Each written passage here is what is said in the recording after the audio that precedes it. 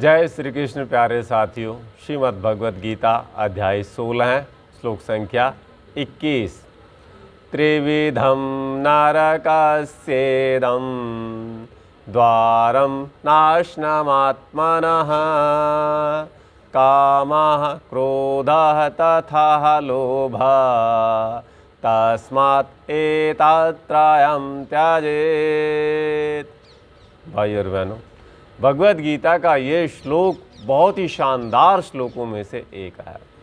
ये श्लोक हमारी साधना को आगे बढ़ाने के लिए एक तीव्र मोड़ की तरह से है।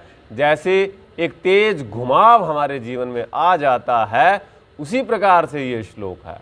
भगवान कहते हैं, हे अर्जुन, काम, क्रोध और लोभ ये तीन नरक के रास्ते हैं। नरक के रास्ते मतलब यदि किसी को नरक का चयन करना है तो काम, क्रोध और लोभ वो इनके वशीभूत हो जाता है, जिसके कारण उसे अधोगति में अर्थात नरक में जाना पड़ता है। अतः अर्जुन, तुम इन तीनों को छोड़ दे।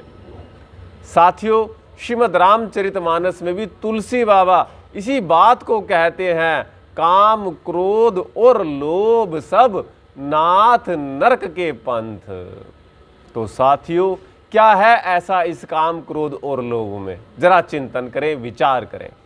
भगवान कहते हैं कि जब हमारे अंदर किसी चीज को पाने की कामना जगती है और वो कामना पूरी नहीं होती है तो क्रोध बढ़ता है, और यदि वो कामना पूरी हो जाती है फिर हमें और चाहिए, फिर हमें और चाहिए। मतलब एक कामना पूरी नहीं होती, 10 और पहले से तैयार बैठी होती हैं।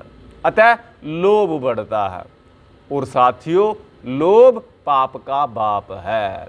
जितने भी समाज में हम देखते हैं लोग किसी भी प्रकार के घृणित कार्य करते हैं, उनके पीछे मूल कारण क्या है? मूल कारण है काम और क्रोध और लोभ। कैसे? लोभ आया किसी की जायदाद का तो उसकी हत्या कर दी, काम का आवेग उठा तो किसी के साथ गलत और घृणित कार्य करके उसकी हत्या कर दी, और क्रोध आया, उस क्रोध को संभाल नहीं पाए तो उस क्रोध की वजह से किसी के साथ लड़ाई झगड़ा, किसी के साथ द्वेष, किसी के साथ इसी चक्करों से जेलों में बंद हैं। तो साथियों, अपने जीवन को यदि नरक से बचाना चाहते हो तो काम, क्रोध और लोभ को धीरे धीरे हमें त्यागना होगा। आगे की चर्चा करेंगे अगले श्लोक में।